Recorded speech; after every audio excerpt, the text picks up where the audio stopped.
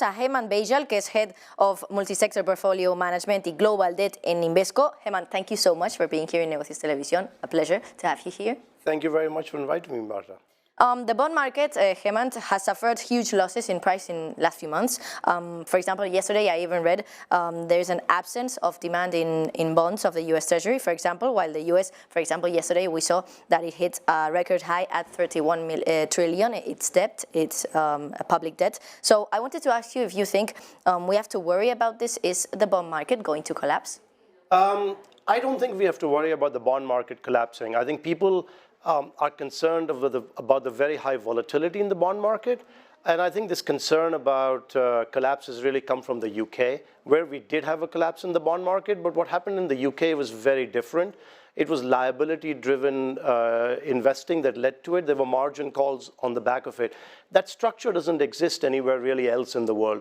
Now, as far as volatility is concerned, that is going to remain elevated because central banks, particularly the Fed, has given up on forecasting, largely speaking. So if they are going to be reactive, meaning they are only looking at past data and trying to decide on their policy, then the market is going to remain volatile for the time being, simply because the market also doesn't know what to focus on at what point in time. So the market is focusing on data as it comes out on a day-to-day basis. So if we're getting these large moves in the market, up 100 basis points in 3 months, down 100 basis points, this will not go away, but I don't think we should be worried about a collapse. There is sufficient amount of demand to finance the governments around the world. If the Fed starts saying that they're going to get interest rates down, for example, next year or in 2024, do you think the bond market is going to go up again? Yes, I mean, I think the Fed right now is actually trying to tell you that they are not going to bring interest rates down in 2023.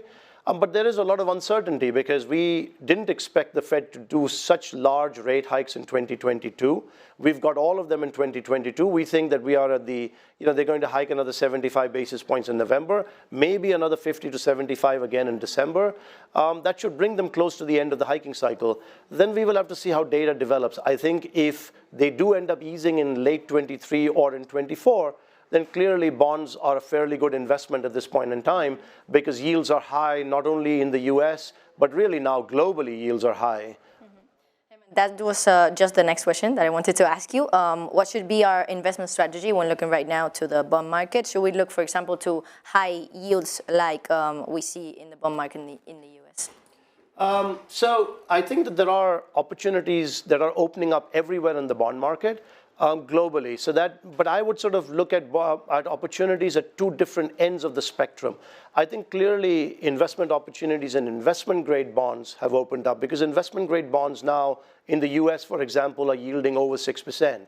High yield bonds are also yielding a lot more in the US, but I would be a little bit concerned about high yield bonds because we don't know the full impact that the Fed rate hikes are going to have on the economy. So if we have a larger recession than what we believe, we think there will be a shallow recession.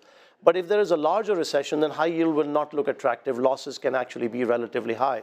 So I would look at investment grade. And on the other end of the spectrum, I would look at actually emerging markets. Because in emerging markets, most of the central banks hiked interest rates well before the Fed or the ECB.